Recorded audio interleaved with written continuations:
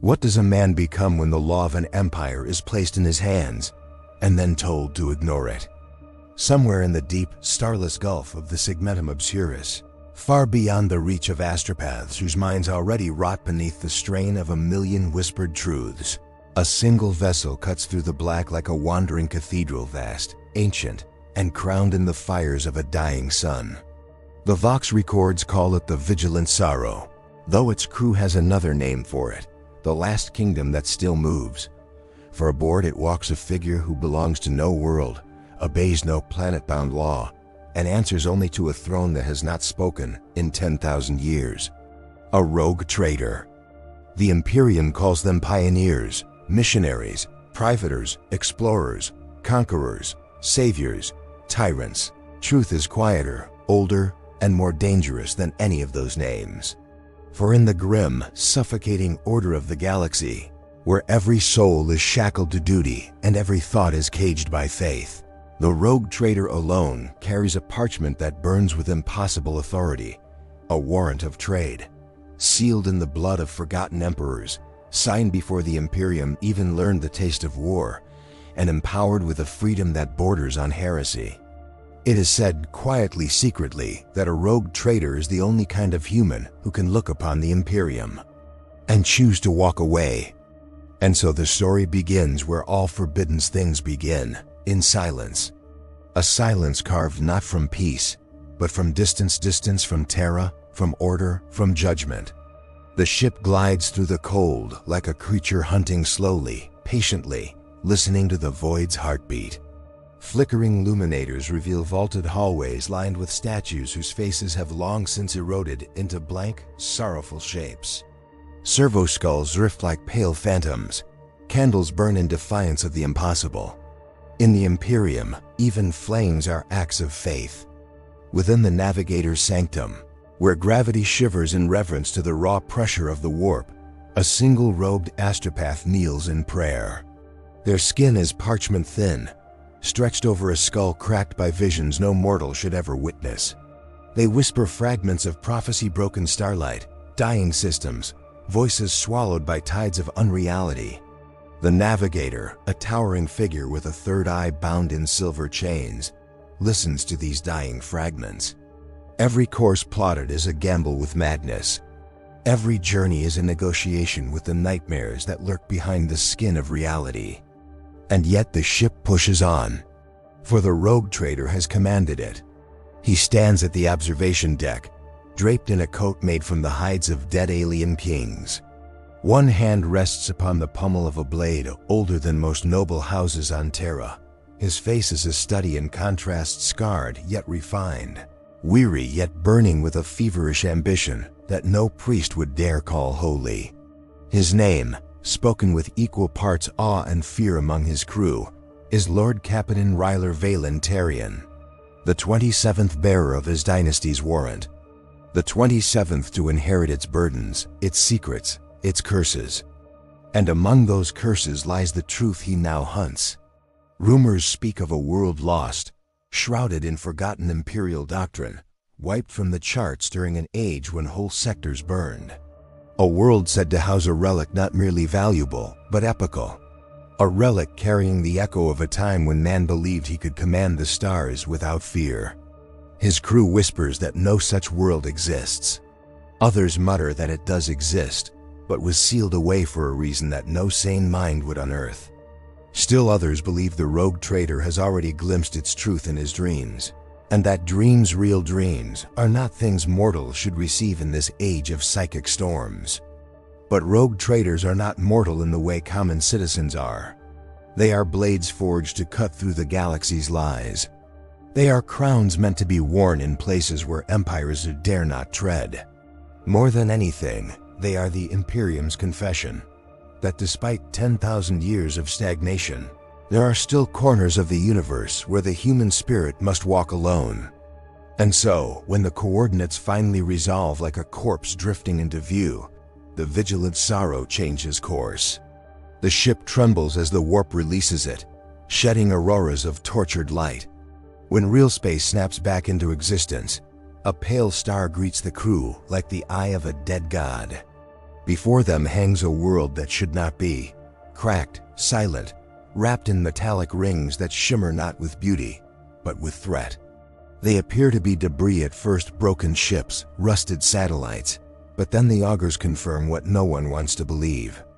The rings are artificial, crafted with precision, sculpted by hands that understood mathematics beyond the Imperium's sanctioned knowledge, structures that speak of brilliance or blasphemy.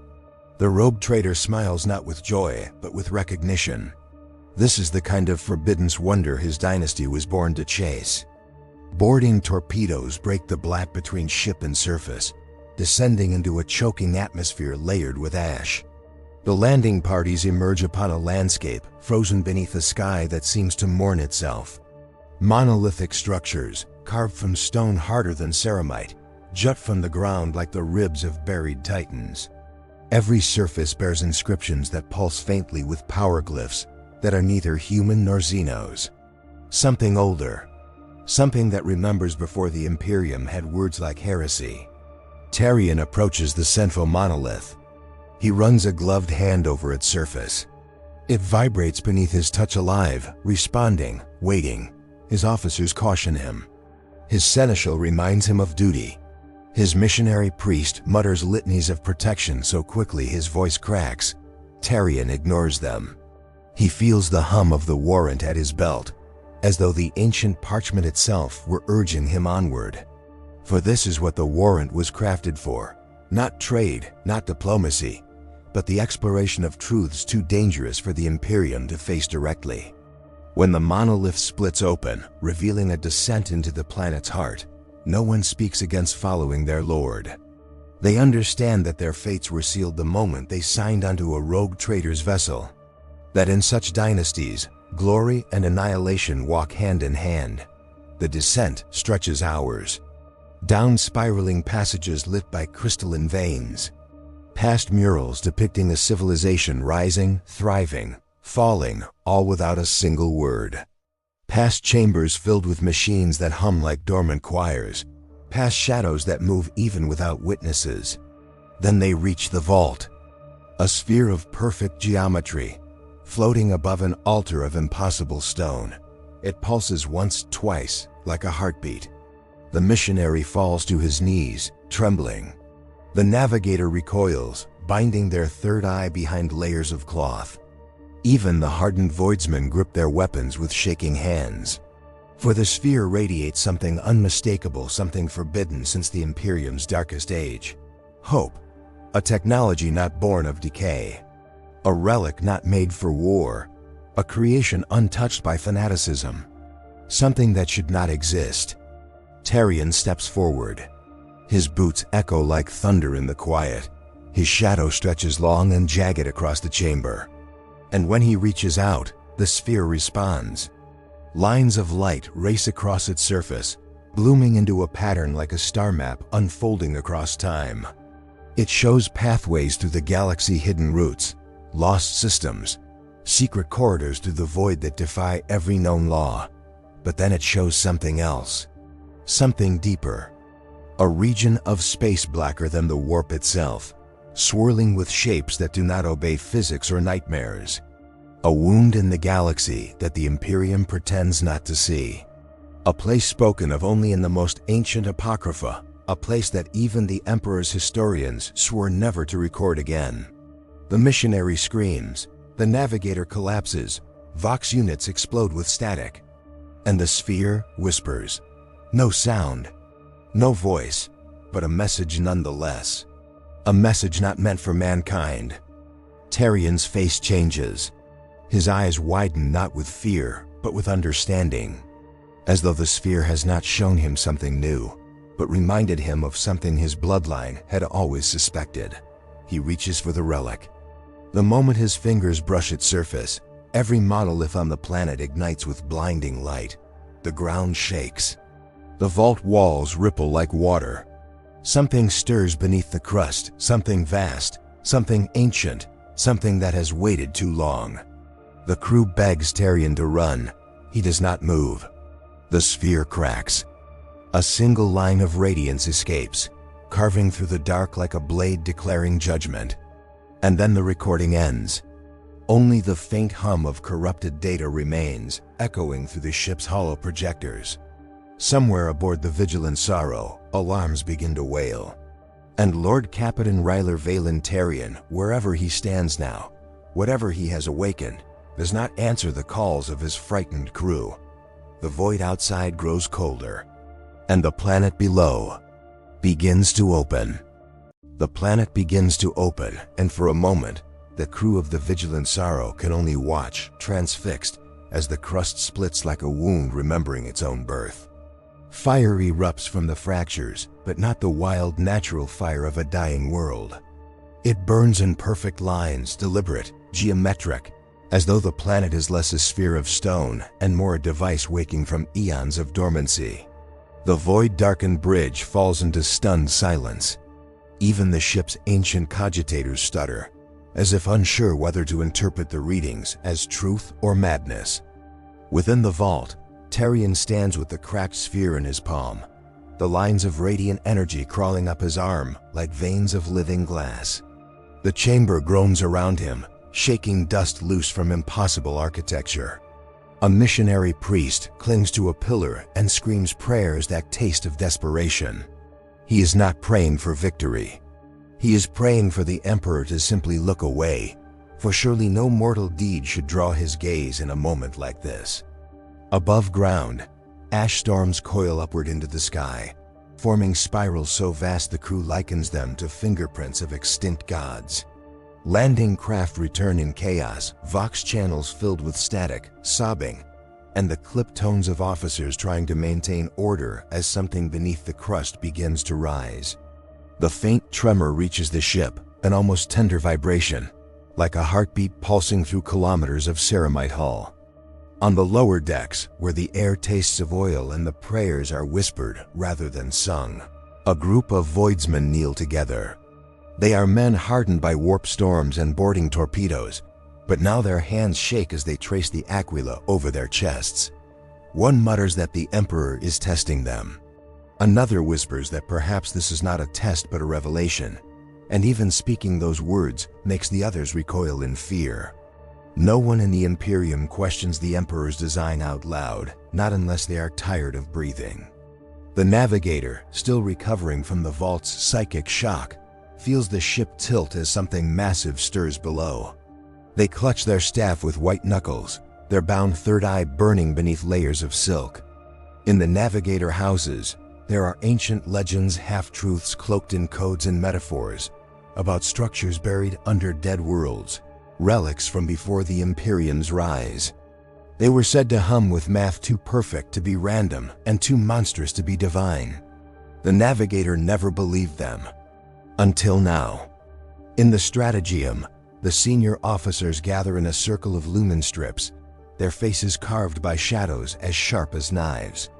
A Tet priest rattles equations of planetary stress, reciting Ben-Huric litanies to soothe the cogitators. A seneschal details escape vectors. A Void Master insists they arm the broadside batteries and prepare to fire on the planet itself. But the missionary priest, shaking and pale, says firing would be a sin so vast that even repentance would crumble beneath it. For the thing rising from the planet's crust carries the weight of intention. It is not a creature, nor a city, nor a machine. It is something designed, planned, worshipped, perhaps. And the galaxy has no room for gods other than the Emperor. Tarion's voice finally breaks into the ship-wide vox, but it is distorted not by static, but by something else. Something resonant that threads beneath his words like another presence speaking with him. He orders his crew back to the surface. He tells them there is no time. He claims he understands what the relic has shown him. And though he does not explain further, the tone of his voice carries a certainty that terrifies even those who trust him most. The landing craft descend again, but now the skies are a storm of luminous ash. The clouds churn with veins of light, and the ground below them shifts, not collapsing, not breaking, but unfolding in spirals like the petals of a titanic iron flower. Structures rise, monoliths forged of metal that gleams with geometric frost, towers shaped with impossible symmetry, bridges of silver stone that form and vanish in moments. The planet is not dying. It is revealing itself. The crew lands near the vault's entrance as it collapses inward. From the ruins emerges Tarion, cloaked in dust and glimmering fractures of light. The cracked sphere in his hand continues to pulse, synchronizing with the seismic beat of the world. His eyes are unfocused, yet burning with clarity. He murmurs to his officers that the planet is not a world, but a lock, and he has opened it. When he speaks of the map revealed by the relic, his words come in fragments. Hidden routes the Imperium buried. Forbidden corridors of the void, uncharted regions sealed by decree older than the ecclesiarchy itself. His seneschal warns him that such knowledge is treason. His missionary begs him to destroy the relic before its heresy spreads. Tarion only shakes his head, saying the Emperor did not forge humanity to cower from truth. A dangerous statement, a blasphemous one, yet spoken with conviction so raw that even the priest cannot muster a reply. The ground quakes. A structure a vessel rises from beneath the crust, shaped like a cathedral fused with a blade. Its hull is blackened with age, yet unmarred by decay. Thousands of lights flicker across its surface like awakening stars. The voidsmen gasp, and even the tech priest falls silent as the ship's systems identify fragments of its design. Human, yet not. Imperial, yet older than any known pattern. A lost era's echo cast in metal and prophecy. Tarion steps toward it, drawn like a pilgrim to a shrine. The cracked sphere flares, projecting symbols onto the vessel symbols that deform into coordinates, names of forgotten sectors, warnings no longer legible as warnings. He claims this ship is calling to him, that his dynasty's warrant was not merely permission but purpose. His officers argue, some out of fear, others out of loyalty, but their words dissolve in the rising roar of the ancient engine's awakening.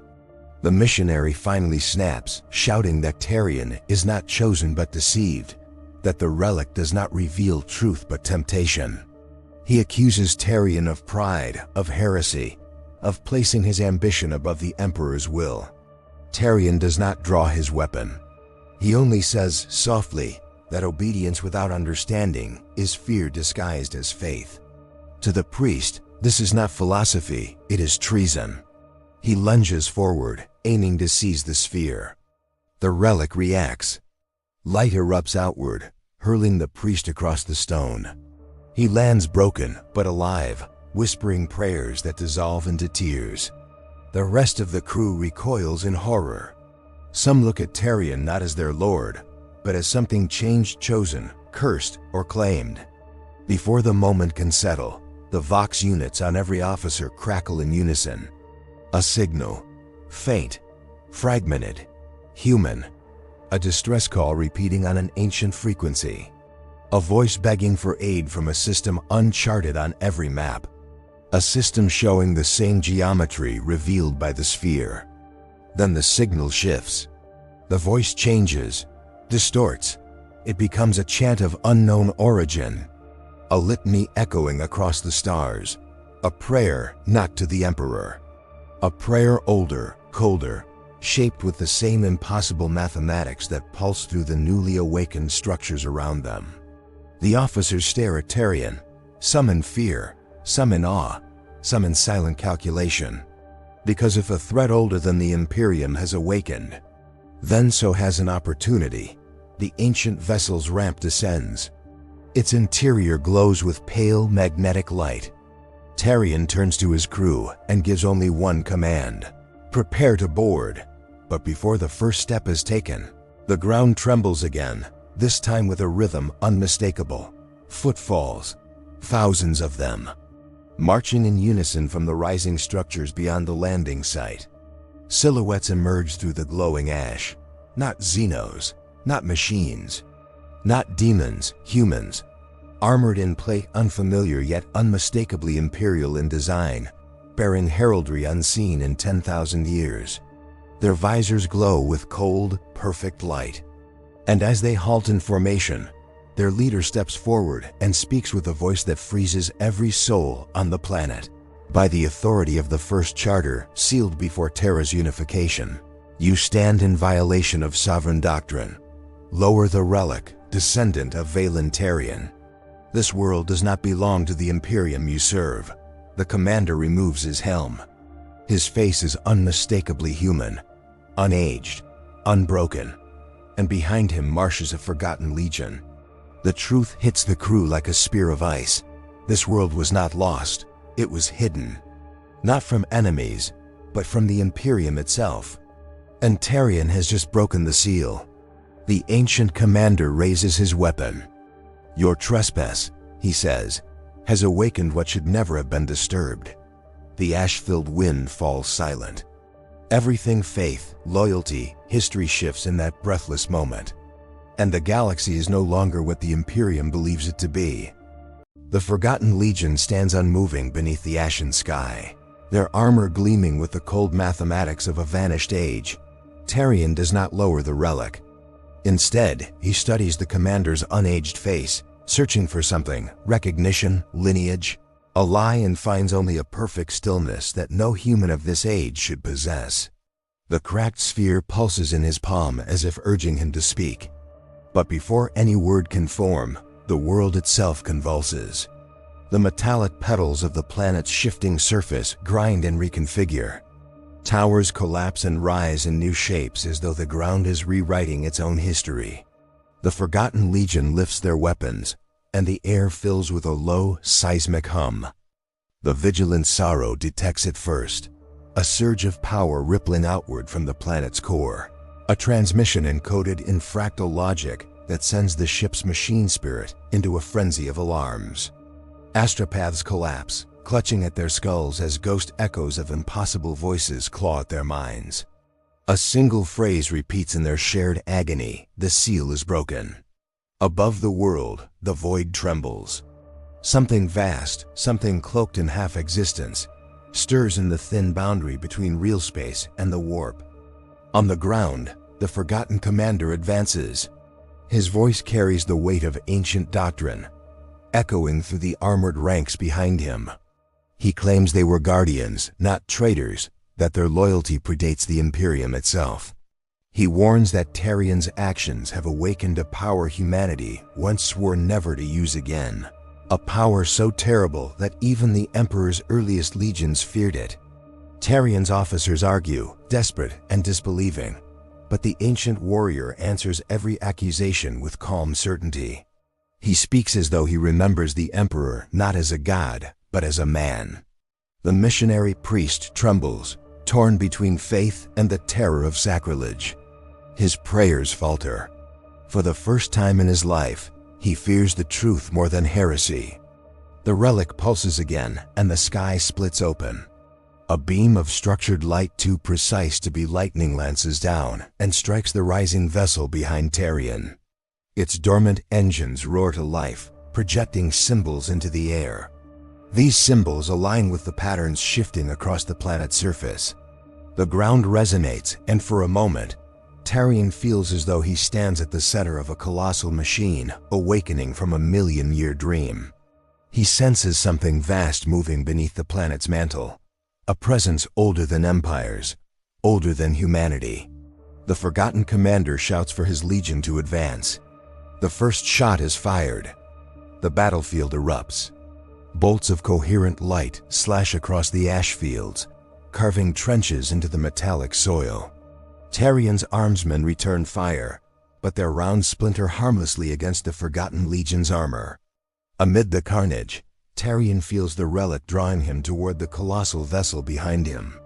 His officers shout for him to fall back, but his steps are guided not by command, but by revelation. He sees vision shards of a past that was never recorded. Human ships sailing the stars in ages before the Imperium's rise, wielding technologies both miraculous and terrible, a pact forged in desperation, a seal placed upon forbidden knowledge, a promise made by ancient human dynasties, including the first bearer of Tarion's own warrant. The truth hits him with sickening clarity. His dynasty was never meant to explore the void, they were meant to guard its buried sins. The warrant was a leash disguised as freedom, and he has just snapped it. On the ship above, The navigator collapses from a psychic shockwave. In their fevered vision, they see the Emperor seated upon the golden throne, not radiant, not triumphant, but exhausted, straining, his hands trembling as he holds back a tide no mortal should perceive. The vision warps. The throne fractures. Something presses from behind it. A crystalline geometry, intricate and merciless. Not daemonhood, not Xenos. Something else. Something that once belonged to mankind, but no longer does. On the planet, the Forgotten Legion converges on Tarion's forces with surgical precision. His armsmen die with prayers on their lips, invoking the Emperor's light even as it flickers under a sky that seems to forget his name. Amid the fighting, the missionary priest drags himself to his feet, clutching a broken staff topped with a scorched aquila. He begins to chant, forcing his shaking voice into a litany of hatred and purity. The forgotten soldiers recoil not from faith, but from memory. They recognize the symbols carved into the priest's staff. Not imperial, pre-imperial, a relic of an age when humanity fractured not over gods, but over forbidden knowledge. Tarion reaches the ramp of the ancient vessel as explosions tear the ground around him. The cracked sphere glows brighter, its fractures spiraling outward like veins of light. He enters the ship. The interior hums with scorching luminescence. Walls shift in response to his presence, as though the vessel is remembering him. The visions intensify. He sees the past as clearly as the present, humans forging alliances with impossible constructs, dynasties accepting cosmic burdens, the Emperor casting judgment upon technologies too dangerous for mankind's future. The seal placed upon the hidden worlds was not meant to imprison an enemy, but to contain humanity's greatest creation. A creation that nearly destroyed them. The ship's core chamber opens like a living cathedral. At its center floats a crystalline engine humming with the same geometry carved across the planet. Tarion places the relic into a receptacle that forms in front of him. The sphere clicks into place with an almost reverent finality. The ship awakens fully. Light erupts outward, rippling across the landscape. The Forgotten Legion screams, not in pain, but in recognition. They kneel. Their commander's voice breaks as he whispers, "The Archive has chosen a bearer, but the awakening is not gentle." The planet shakes violently, and fissures of burning light stretch across the surface. A signal bursts from the ship, an encoded transmission aimed directly at the heart of the Imperium. A message containing coordinates to every sealed world. A map of humanity's forbidden past. A key to knowledge the Emperor himself tried to bury. In the Vigilant Sorrow's command deck, alarms flare as the transmission pierces the warp. Astropaths scream as their minds are forced open, flooded with impossible truths. The Seneschal shouts for the tech priests to sever the psychic link, but it is too late. Every soul aboard the vessel feels the Emperor's light waver, as if he strains against a truth even he cannot prevent. Back on the surface, Tarion feels the ship integrate with his thoughts. The relic dissolves into motes of light that spiral into his chest. His eyes flash with geometric brilliance. His officers stare in horror.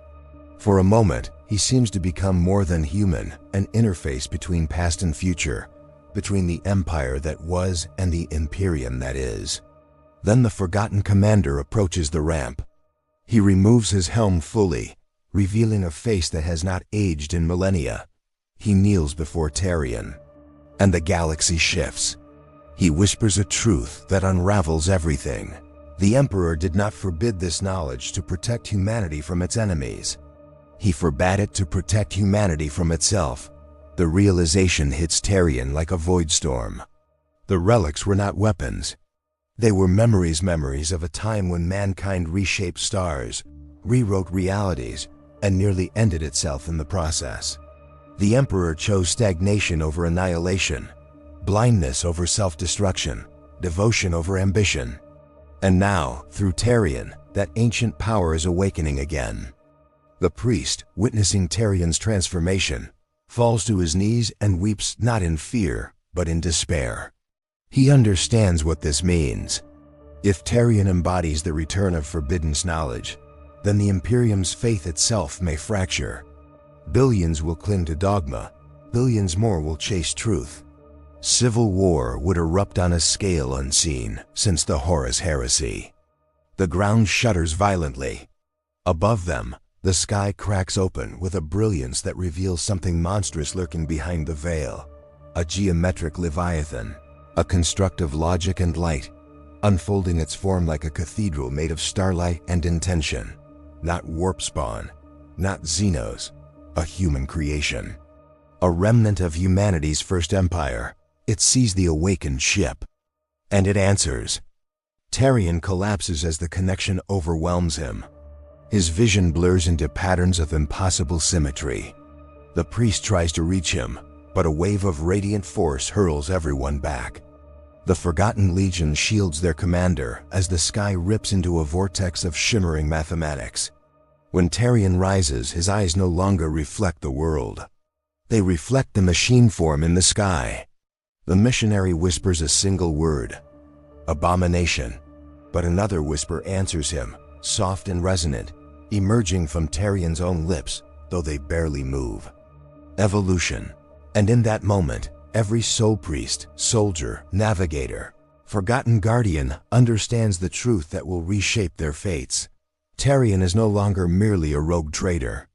He is the key the ancient machine intelligences have waited for. The Imperium's leash is broken.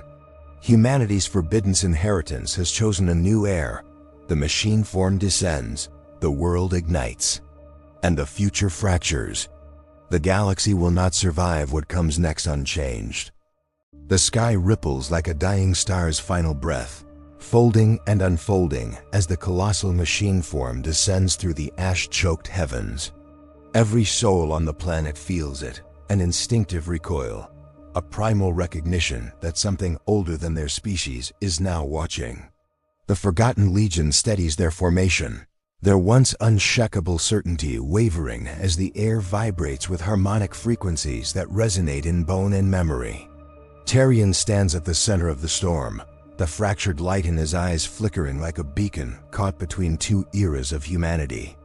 The missionary priest forces himself upright, robes torn and armor scorched, clutching his aquila like a drowning man grasping driftwood. His voice emerges cracked, trembling, yet laced with a fanatic's desperation. He tries to recite the litany of denial, but the words twist in his mouth, distorted by the resonance pulsing from the awakened relics. He feels his faith bending, contorting, forcing him to confront the possibility that the Emperor's greatest crime might have been truth. His prayer falters. Silence follows, heavy as a tomb. On the surface, the ground shivers as metallic veins rise from the soil, forming lattice and circuits that connect the planet to the descending machine. The world hums like a choir of broken engines. The tech priests aboard the Vigilant Sorrow transmit streams of benhuric panic, their mechanical voices cracking as they witness Forbidden's logic rewriting the planet's anatomy. Their faith in the machine god fractures with each impossible reading, each shattered protocol. A few intone emergency rites. Others simply fall silent, realizing that everything they worshipped is merely the shadow of a forgotten human invention. Tarion's officers gather behind him, torn between duty and fear.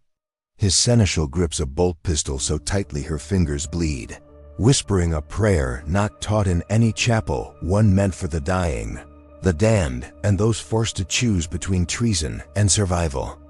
The Void Master scans the horizon and sees distant structures rising like titanic pylons, each shaped with the same geometric language as the machine descending from the sky.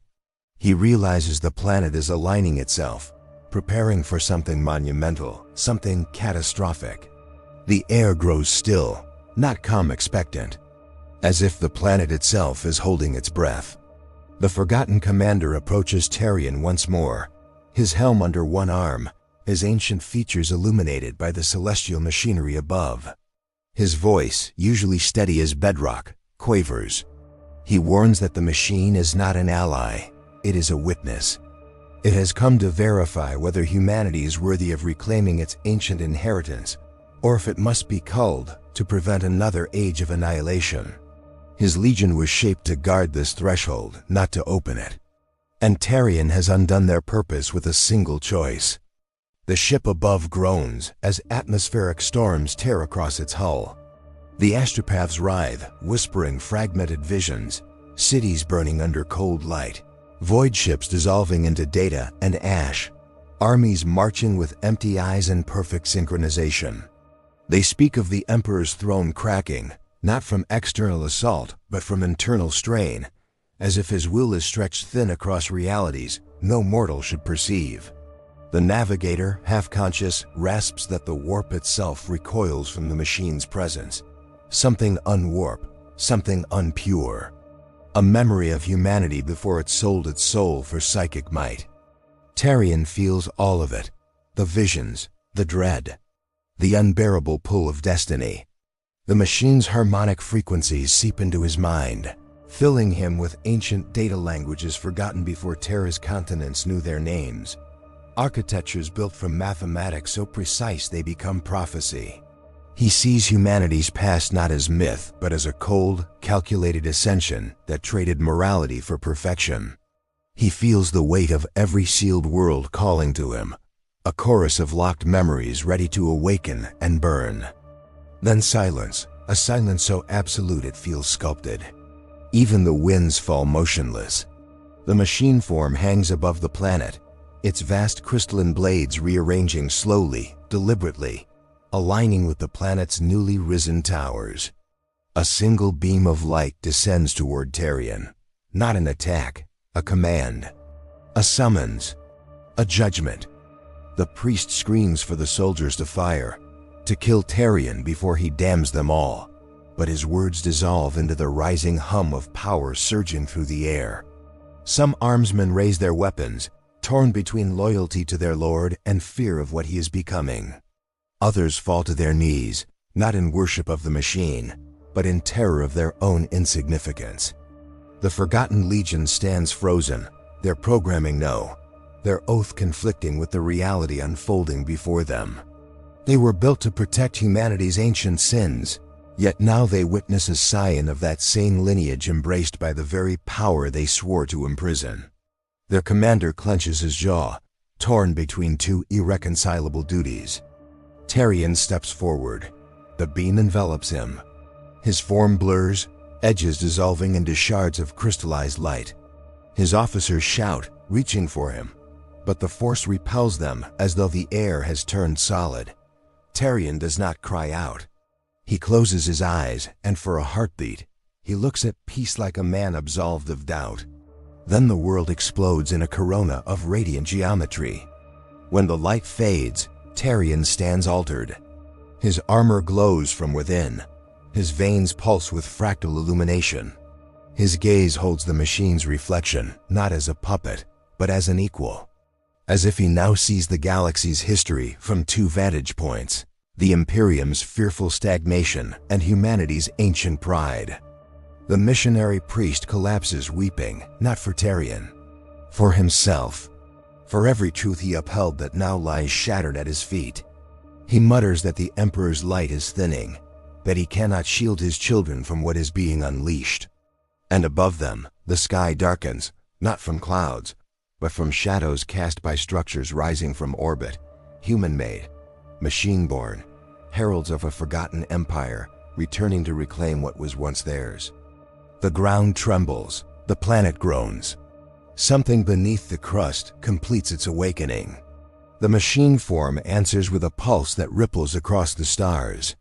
And in that final moment before the storm breaks, before loyalty and truth collide in a cataclysm that will reshape history, every soul Imperial soldier, forgotten guardian, corrupted priest, feels time itself tighten, as if the galaxy is drawing breath before the scream. The machine casts its final judgment. Tarion raises his hand to meet it, and the universe braces for the first act of a war older than the Imperium itself. The light descending from the machine fractures the world into shards of brilliance and shadow, and Tarion stands at its center half man, half memory of an empire too old for scripture. The planet's surface trembles as the awakened structures begin to pulse in synchrony with the colossal construct above, their rhythms echoing a forgotten heartbeat. Soldiers stagger, clutching their helmets as pressure waves roll across the plains. The Forgotten Legion braces as their ancient protocols unravel inside their minds. They feel the weight of millennia shifting, realigning, demanding purpose. The air grows hot, then unbearably cold, then weightless, as if reality itself is inhaling. Tarion lifts his head and the glow in his veins intensifies, spreading through his armor like molten starfire. His officers shout for him, but their voices warp and stretch, swallowed by the chorus rising from the newly awakened towers. Faith shatters, fear floods. The priest crawls toward him, whispering every prayer he knows, but the words melt in his throat as he sees Tarion's silhouette dissolve into geometric patterns, reform, dissolve again. The machine is rewriting him. Not killing him, redefining him. A scream tears through the sky. Not human. Not machine. Something between. The colossal construct rotates a single vast blade of crystalline alloy downward, aligning perfectly with a towering structure far across the horizon. Lines of fire erupt along ancient channels, and the planet's crust glows with the outline of an impossible map, a network of power that predates the Imperium by ages unknown. Thunder rolls, but there is no storm, only activation. The vigilant sorrow above begins to break apart, not violently, but elegantly, like petals drifting from a decaying flower. Its hull disintegrates into particles of light, absorbed by the machine hanging orbit. Tech priests scream binary litanies as their world, their god, dies in front of them. Some refuse to watch. Some burn out their own ocular implants. Some fall to their knees, whispering that they were wrong, that everything they believed was merely a blueprint, never the architect. The Forgotten Legion's commander steps toward Tarion, his voice breaking for the first time in centuries. He pleads quietly, desperately for Tarion to resist, to remember, to choose humanity over destiny. Tarion turns. His eyes are no longer only his. Within them, swirling constellations flicker memories of an age where humanity engineered wonders beyond imagining, before it fell into superstition and hunger and war. He speaks, but his voice is layered his own and a deeper resonance beneath it. He says that the machine has judged the Imperium and found it wanting. That the Emperor's vision, though grand, was built atop ruins constructed by generations who believed they were gods. He says humanity has been living not in the shadow of its enemies, but in the decayed echo of its own forgotten greatness. The Legion commander rejects the words, but he knows they are true. He has always known. It was why they were created, to guard not a weapon, but a verdict. And now it falls on Tarion. A tremor splits the ground. Entire cities crumble into molten fractures. The planet screams as the machine extracts data woven into its core. Tarion raises his hand and the fractures close. Not fully, just enough to spare the soldiers still trapped in the ruins. The act costs him. Light bursts from his back in sharp crystalline arcs. The transformation accelerates, his humanity thinning. His seneschal watches, tears streaking soot across her cheeks. She steps forward and begs him to remember who he is, not the prophecy, not the relic, but the man who carried his crew through starvation, betrayal, and void black nights. For a moment, Tarion hesitates. The machine pauses, the towers dim. Something flickers human, small, fragile, and in that moment, the psychic storm breaks. Demons tear through the weakening barrier of the warp, drawn like carrion to the resonance of ancient power. The sky erupts in crimson fissures. The land splits as abominations claw their way into reality. The Forgotten Legion moves instantly, forming an impenetrable line, their weapons singing in precise unison. Tarion's officers drag the priest to cover as warp things scream toward them. Bolter fire roars. Bayonets flash. The seneschal fires until her weapon melts in her hands. The Void Master hurls himself into a knot of demons, detonating grenades that light the ruins like a funeral pyre. Humanity fights with the desperation of a fading species. Yet still they fall, one by one, until only a few remain. Tarion watches all of it. He feels every death, every prayer, every plea, and something deep within him rebels.